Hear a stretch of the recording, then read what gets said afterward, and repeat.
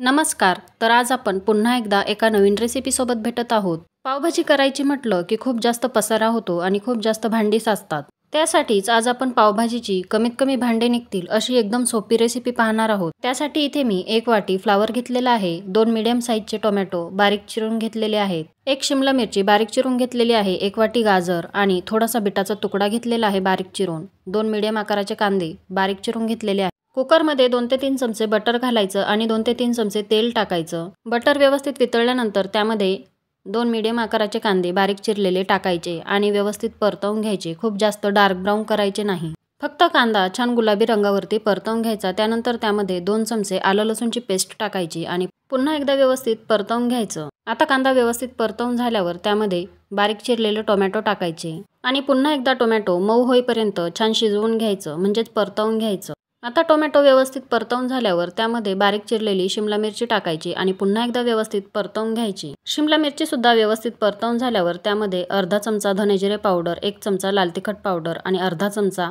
हळद पावडर टाकायची आणि पुन्हा एकदा व्यवस्थित परतवून घ्यायचं.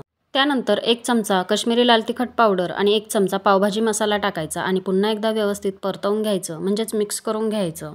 आणि आता ज्या सर्व भाज्या आपण घेतलेल्या आहेत, म्हणजेच गाजर, बीट, फ्लावर, बटाटा आणि वाटाणा, या सर्व भाज्या टाकायच्या आणि पुन्हा एकदा व्यवस्थित मिक्स करून घ्यायचं आणि 2 ते 3 मिनिटं भाज्या व्यवस्थित परतवून घ्यायच्या. भाज्या व्यवस्थित परतवून झाल्यावर त्यामध्ये चवीनुसार मीठ टाकायचं आणि पुन्हा एकदा व्यवस्थित मिक्स करून घ्यायचं. मिक्स करून झाल्यावरती 1 ते 1.5 ग्लास पाणी टाकायचं. पाणी थंड किंवा गरम कुठलंही टाकलं तरीही चालेल, म्हणजेच सर्व भाज्या बुडतील इतपत पाणी टाकायचं आणि पुन्हा एकदा व्यवस्थित मिक्स करायचं. कुकरचं झाकण लावायचं आणि कमीत कमी 3, जास्तीत जास्त 4 ते 5 शिट्या काढून घ्यायच्या. कुकर पूर्ण थंड होऊ द्यायचा आणि नंतर भाज्या शिजल्या की नाही ते पाहायचं आणि त्यानंतर पोटॅटो मॅशरने किंवा एखादा ग्लास किंवा तांब्या जर असेल तर त्याने व्यवस्थित भाज्या मॅश करून घ्यायच्या.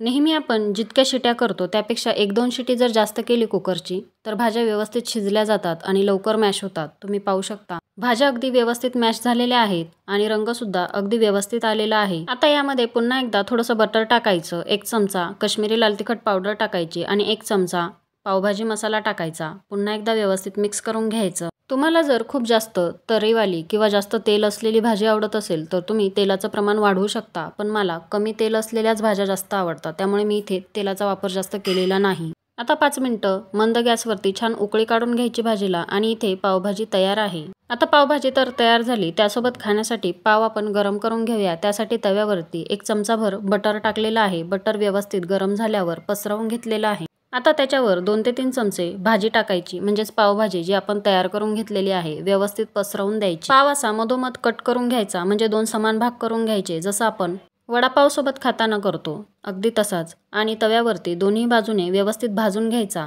2-3 मिनिटासाठी दोन्ही बाजूने छान खरपूस भाजून घ्यायचा पाव. आणि आता इथे पाव आणि भाजी दोन्हीही खाण्यासाठी तयार आहे. पावभाजी तयार करण्यासाठी इथे आपण कुठलाही आर्टिफिशियल रंग वापरलेला नाही. रेसिपी आवडली असेल तर लाईक करा आणि सबस्क्राईब करा.